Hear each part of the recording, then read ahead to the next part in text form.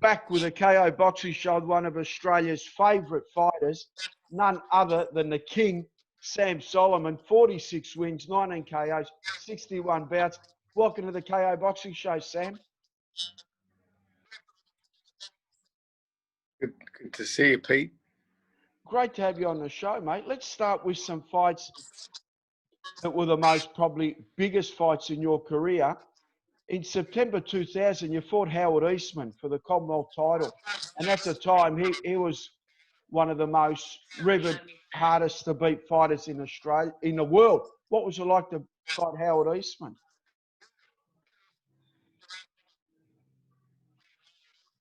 I've been asked many times what's the hardest fight of my career, and that he's in my top 3 hardest.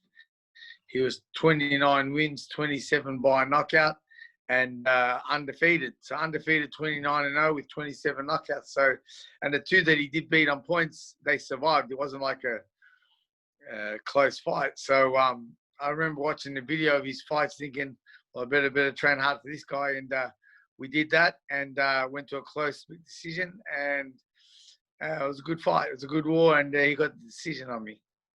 Now, as fans, we love that because it was he was also an entertainer as well. He used to put on a bit of a show in the ring, as you do as well.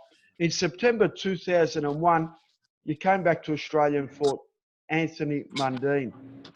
What can you remember about that fight? Because as fans, a lot of people thought you won that fight. It was a split decision loss to you.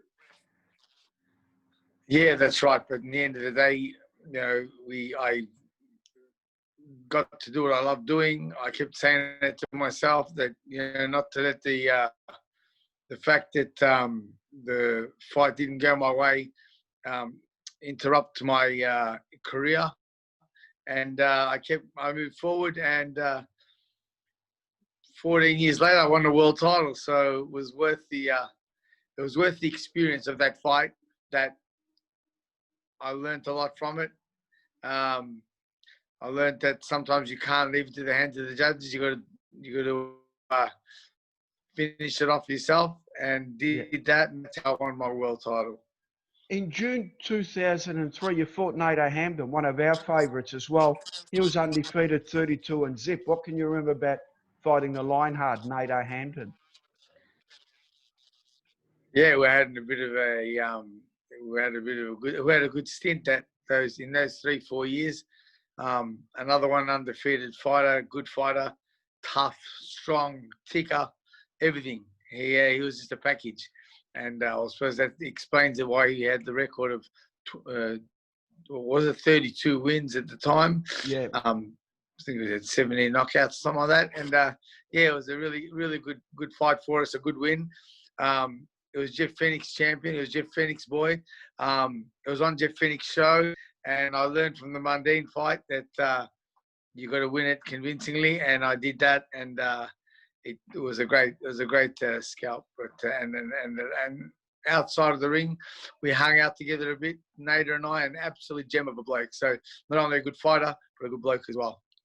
Great to hear, Sam. Also, December 2005, that would ring right with you, a guy called Ronald Winky Wright. The whole world was watching. Yeah. It was a WBC eliminator. What can you remember about that fight?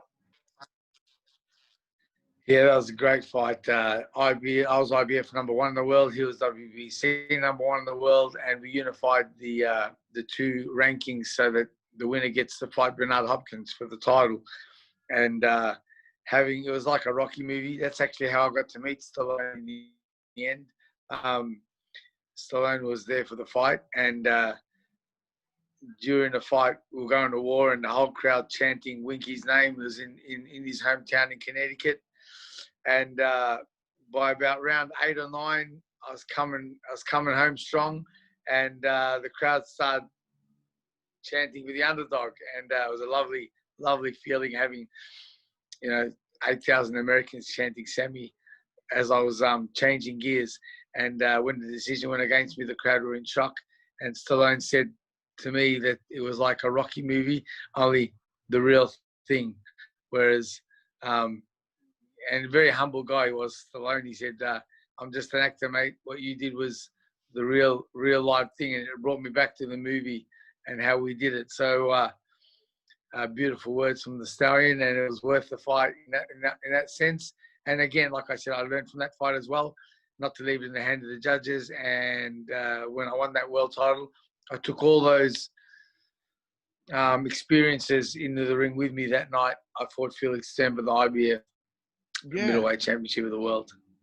Let's talk before that. In March 2007, you travelled to Sydney and fought Anthony Mundine for the WBA Super Middleweight World title. What can you remember about that fight?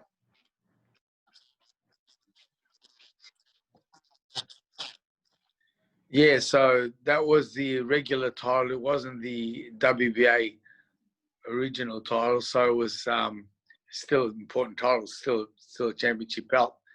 But yeah, that fight, I got stopped with the right hand in that fight. He was one went down, got back up, and the referee stopped the fight. It was a pretty reasonable stoppage. It was warranted, the stoppage. I was tore my grade 2 medial at the same time from the good punch. It was a great right hand by him, and I took a lot from that fight as well. I took from that fight that don't fight your own style. Don't try to be someone you're not. So I went into that fight with a lot of aggression after the first decision went against me when I fought him in 2001, and didn't stay in my composed experience out of that. And to this day, I still talk about how important composure is, and being yourself and boxing your own style, and or as a footballer, as a soccer player or tennis, to be able to do your sport the way you love doing it. Don't try to be someone you're not. And I went in there with the Mundine fight trying to knock him out instead of doing what I do best, outscore him. And then if a knockout comes, it comes. And without that kind of composure, it can come. You can come unstuck. And I did come unstuck that night, but took a huge experience from it in terms of the next 19 straight I'd won after that. Yeah, we're going to shot at the world title. Yeah, we're going to go over that, Sam. We're going to in May 2008. You fought Mundine again in Melbourne in your home ground, and that was a game for the WBA Super Middleweight World title, the regular Super Middleweight World title. How did you feel fighting in front of your home crowd again in Melbourne? Big night. A lot of people thought you won the fight. Mundine again won the fight. So how did that fight go in your mind compared to the other two? I just kept reminding myself of the one thing: I'm doing what I love doing, not letting the three judges decide my fate. I decided my fate. My fate was that I'm going to win the world title one day. So I continued on with what I did best, and that's box, and put that behind me. And and having that attitude gave me that next shot. Of course, I had good friends and family around me that were supporting me throughout that time, so that I can keep my mind set for my goal and not let this hinder me in any way of getting what I want in terms of the championship fight. And that was it. The rest was history. In October 2008, you were in a contender and you fought Sakio Bika. What can you remember about that fight? Yeah, that was good. We're 1-1 now. He won the contender one. I beat him here in Australia, and we never had a third one because I fought him at middleweight at my weight. He fought me at super middleweight at his weight. He beat me at his weight. I beat him at my weight, and I wasn't going to go back up to fight him again at super middle, and he wasn't going to come down to fight me at middle. So we stuck to the 1-1 thing, and we stayed with it. And an awesome bloke, a lot of fun hanging out with him on the contender. The first fight, obviously, weren't hanging out with each other. I was doing my training camp. I was in Los Angeles at the time doing my training camp, and he was in Sydney doing his training camp. We didn't see each other till we went face to face at the weigh-in and the press conference, and then the fight. But on the contender, it's a whole different experience. We we hung out together for 6 weeks in a house, just like the Big Brother house, but it's called the Contender. And what an experience that was! A lot of fun. We both got in the finals. It was good. There's 2 Aussies. This is like a joke. It sounds like one of that. This is like a joke when you say a joke. 2 Australians, 13 Americans, and 1 Englishman. And the 2 Australians got into the finals. The Americans, we eliminated the people we fought and got into the finals together. And it's just nice to know that the odds against 2 Aussies versus 13 Americans and 1 Englishman, and not one single fighter on that show had a record of more than 3 or 4 losses out of their 30, 40 fights. So to be in the finals together, Sakio and I, was something super special.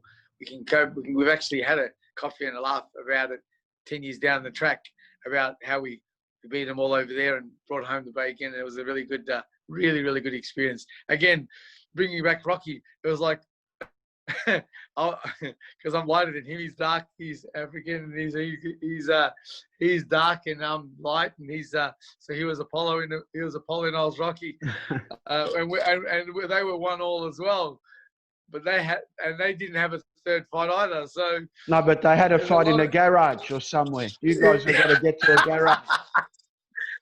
That's right. Like someone could say, "Ring the bell." 3. Yeah. Hey, you want to ring the bell? Ring the bell? Now, after all that, Sam, you Sakio, if you're listening, us a quick hello, mate.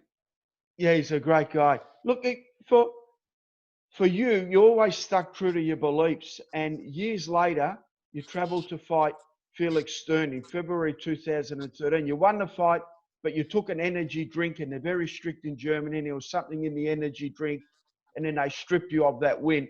That would have been heart-wrenching for you.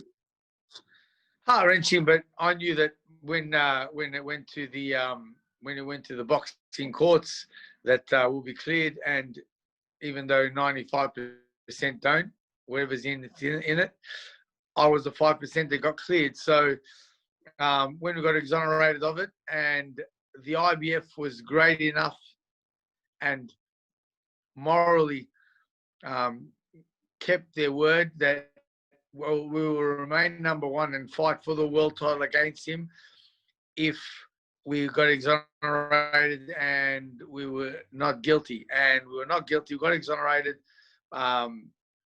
It was proven. And then we got the shot and won it. And the second win was sweeter than the first, because firstly, it was like avenging their accusation that I got exonerated for.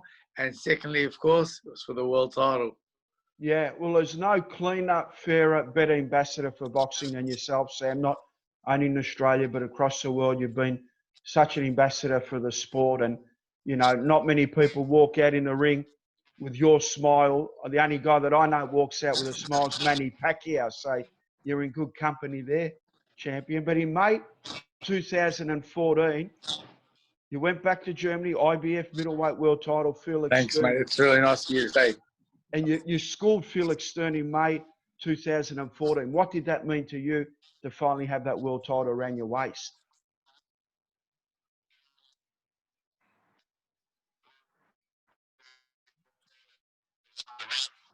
Boxing for at the time, 26 years, because it's been 3-4 years now since the fight. So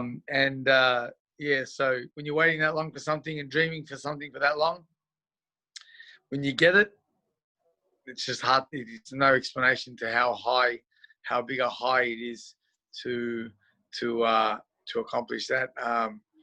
And my family, friends around me, and the great David Stanley and Dave Hitchcock, they both worked as a great team around me. And